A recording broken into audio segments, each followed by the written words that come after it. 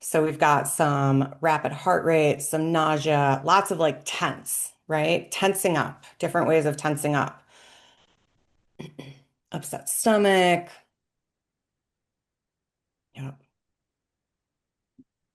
feeling nervous, can't control facial expressions. I have a face that tells all. I can relate to that. Yeah. Tight jaw, stress in shoulders, avoiding eye contact, heart racing, anxious, neck and shoulders. Yeah. So there's some themes of tension, right? Not surprisingly. Um, And it's interesting. For a while in the early 2000s, people were really excited about talking about mirror neurons, right? I don't know, does anyone remember this? You could quick show of hands if you remember the excitement around mirror neurons. It was sort of like going to be this catch-all explanation for empathy or like how we're able to mirror one another. And there's some truth to that, but some of it, like a lot of things that we discover in science, we get really excited about it being like a solution or an explanation for everything, and then we have to like pump the brakes, take it down a couple notches.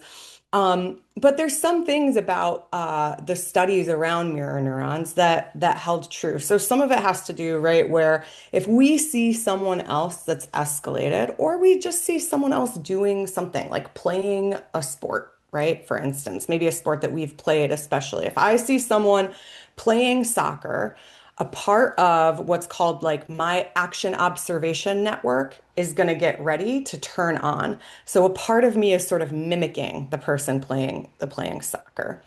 So we have this sort of like premotor and motor mimicry that happens when we see someone taking action. And this is sort of especially true um, with witnessing or seeing someone really angry or escalated, right? So if we see someone making big motions, they're really angry, and they're near us, a part of us will sort of get that tension on board, even if it's not us that are that are escalated. Maybe we're not even sure what the person is like angry or escalated about, right? But if Jenna, I'm gonna say your name because I just see you right next to me. If I'm talking with Jenna and she's getting really heated and like doing a lot of arm motions, a part of me, part of my brain is going to be mimicking those those arm motions, and like I might even mimic with my face a little bit. So I think this is a really cool feature about humans, right? It's like it helps us know what's happening with the other person, and it also, if someone is really like escalated or angry near us, it kind of prepares us for action in case we need to do something to keep ourselves safe, right? It starts to cue up perhaps like our sympathetic nervous system, our fight, flight, freeze. It can be especially challenging if we are in a very stressed state. We've had a lot of experience with being in danger or feeling unsafe. We have our own trauma histories, right? Um, because it can activate some of those, right? It can, maybe Jenna's coming at me with some escalation that's a 3 out of 10, but I've had a lot of experience of feeling unsafe when people are escalated, and I'm reading Jenna as like a 9 out of 10, right? There's no objective scaling here, just as a sort of example to think about how we might do this. So, um, a step before, thinking about de-escalating ourselves or another person is to just even bring some awareness, to bring some noticing to what is happening in our bodies when we're witnessing high escalation. So just kind of bringing some of that awareness in. And so maybe if you're on camera, maybe a show of hands if you've done like a meditation that is a body scan before. Oh my gosh, lots of you, lots of meditators here, or at least, maybe done it once. So I want to say I'm got the sort of micro practice, the invitation for a micro practice today. I might call a body scan, but it is not a meditative body scan, right? This is a quick like notice in my body what's happening in this moment. Okay. Because when we're meditating and we're doing a body scan, there's multiple ways to do it depending on who your teachers are and what tradition it's coming out of, right? But you might go like head to toe, just going down, paying attention to every single piece. But in this, we're trying to think about a micro practice that we could use really quickly, right? So in the moment when I'm having an interaction with Jenna, I'm going to quickly say to myself, I'm going to quickly check in and be like, are my shoulders, I just heard this actually in a BBM. Am I wearing my shoulders like earrings? Right? I'm gonna try to drop those shoulders. So it's just a quick noticing, where do I feel tension in my body? So you're really scanning for tension or even for like pain or discomfort. Because sometimes I won't notice muscle tension. I'll notice, oh well, I'm squeezing my hand so tightly, my fingernail is hurting my skin, for instance, right? We might notice some pain or discomfort before we notice the tension. So that's the first step is like quick scan for tension, quick scan for discomfort. And then the next part of the practice is like, can we release? And I want to give you two options for the release here. One is like, okay, I've noticed my shoulders are up here. Um, can I bring some breath into it? Can I drop it? And alternatively, can I make it more tense for half a second and then drop it? Because the contrast between the higher tension and the release can make it easier to feel a drop off from that sympathetic activation. So let's practice with our hands for a second first, okay? So we're gonna pretend that we're having a tough interaction, someone's really escalated, and our hands are clenched up, right? So clench your hands, not as hard as you can, but just make them a little bit clenched. Maybe you want to put some tension in your shoulders too. Don't want to make anyone super uncomfortable, but if it is available to you, so like, oof, maybe you want to make a face like you're getting a little upset. It's a little more dramatic than we might be in front of someone, but we're practicing. Okay. And now we're gonna just open our hands and just feel the blood come back into them. Maybe we drop our shoulders next. Okay, we're gonna do this again, but the next round we're gonna tense everything more and then drop, okay? All right, so talking to someone, Jenna's really mad at us.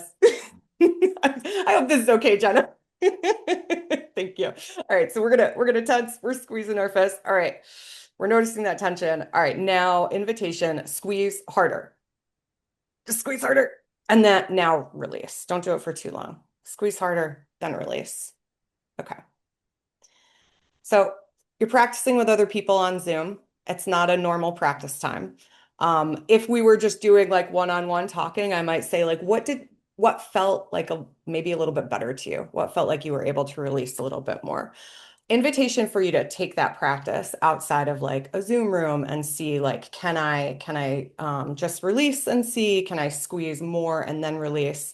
So that's specific to muscle tension, which is usually one of the first things that we notice in an escalation situation where maybe we are escalated or we are mimicking someone who is escalated a little bit.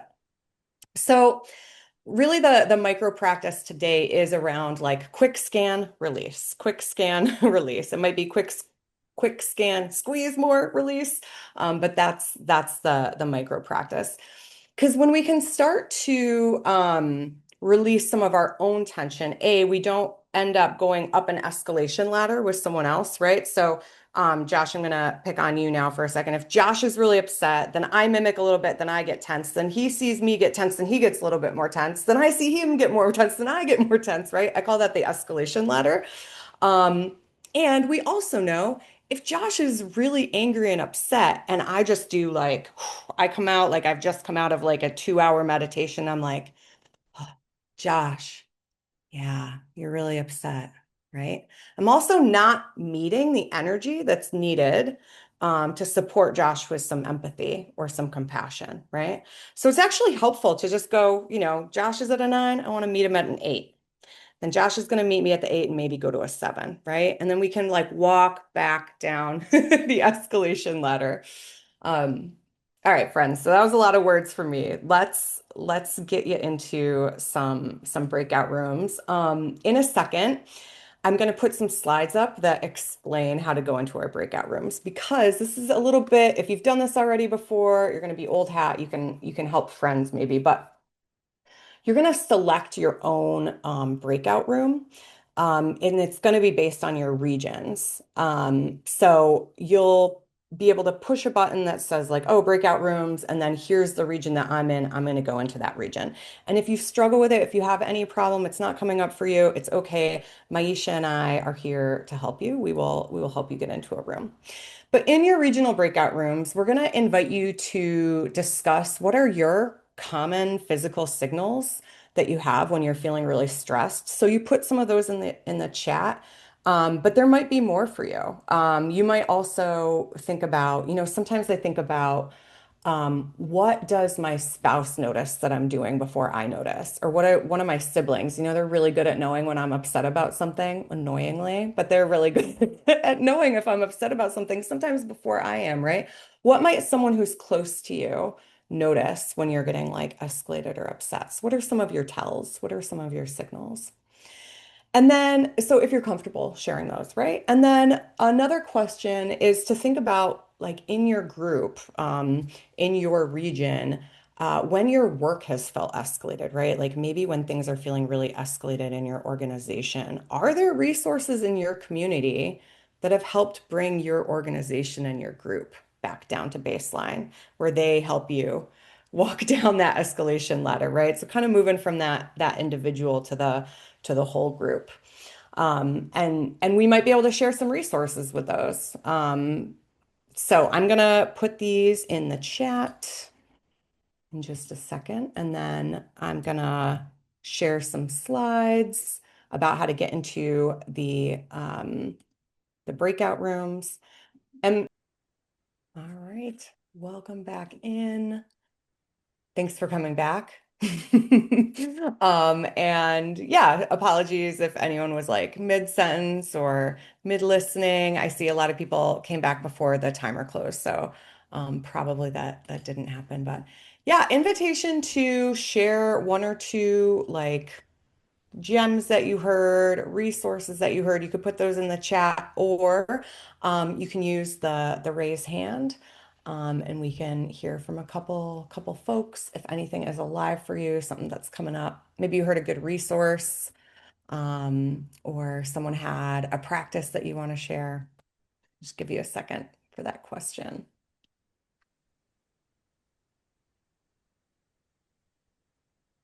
Gwen, we popped back in like half sentence. Will you say that again? Would you Oh, mind? sure. Sorry about that. No, that's okay. I thought the breakouts We were were all done. hanging out until the very end, until we Good. rudely got kicked back because we were enjoying each other's time. Awesome, awesome. Yeah, so invitation to share a couple pearls, a couple gems. I don't know why it's always these these rock references. But yeah, is there anything that is standing out to you that you want to share back from your breakouts? Maybe there was a practice that someone shared or a resource in your community. And so invitation to share that in the chat, or you could put up a hand either digitally, virtually, or your real hand, and I can call on you. Thanks for asking, Joanne. Yeah. I know Maisha and I were talking about different parts of us that tense up and the practice of like releasing. We also had some bonding over family members noticing and knowing when when we're upset, even if we are not ready to admit it. Yeah.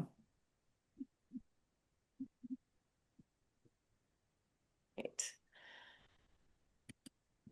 And while you're maybe putting some things in the chat, gonna go over just a couple updates, things that are coming up.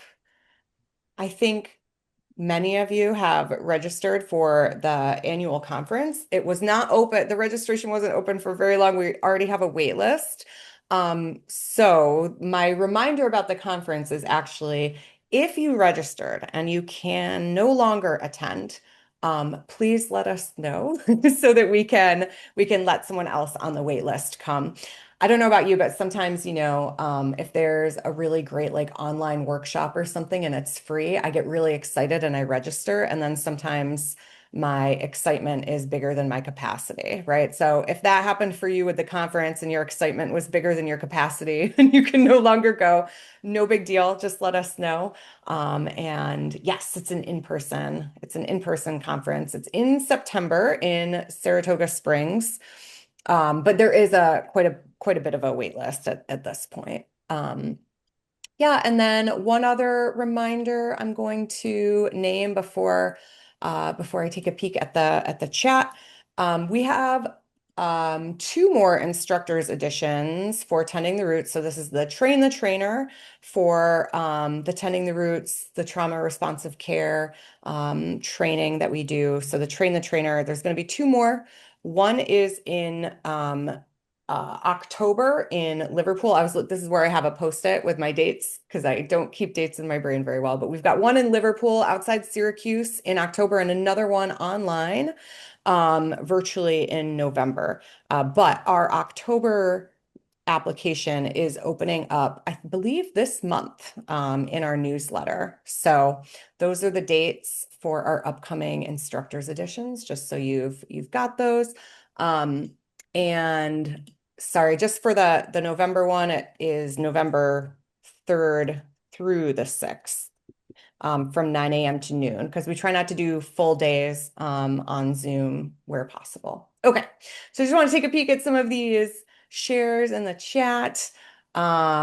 Yeah, Jenna Rowe, our group also talked a lot about what we notice in family members and what they notice about us too. Yeah, it goes both ways, right? We can also kind of see what's going on for others. I know I've had close ones before that I've lived with where I'm like, oh, they are cleaning in a certain way. There's a certain noise that they're making when they're cleaning where I know something's going on.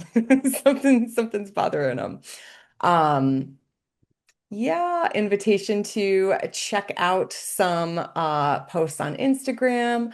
Our group talked about holding on to our own compassion and resilience even in stressful moments. Beautiful. Um, Yeah, and Josh is sharing in the chat some great links, more ways to connect with us.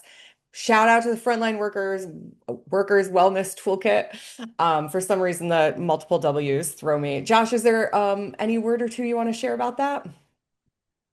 Oh, yeah, absolutely. Um, yeah, so the Frontline Worker Wellness Toolkit, we are super proud of this brand new amazing resource. We cover 16 sectors.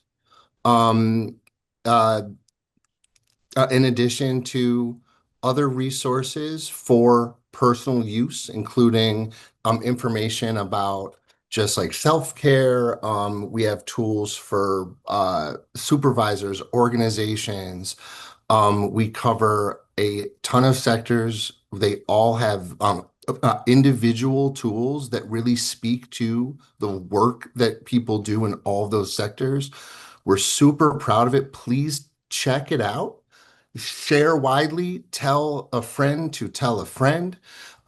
And if anyone has any ideas or wants to know how they can connect the toolkit to their community, their work, their organizations, you can always reach out to me directly in this flurry of links I sent at the bottom. There is my personal or my email as well. Please feel free to reach out. And Yeah. yeah, Thanks, Josh. of Awesome. course. All right, friends, it's 11. Whoa. Thank you all so much for your time. Thanks for joining this morning. Grateful to you all and hope to see you online or in person again soon. Yeah. Thanks, friends. Bye. Be well, be well.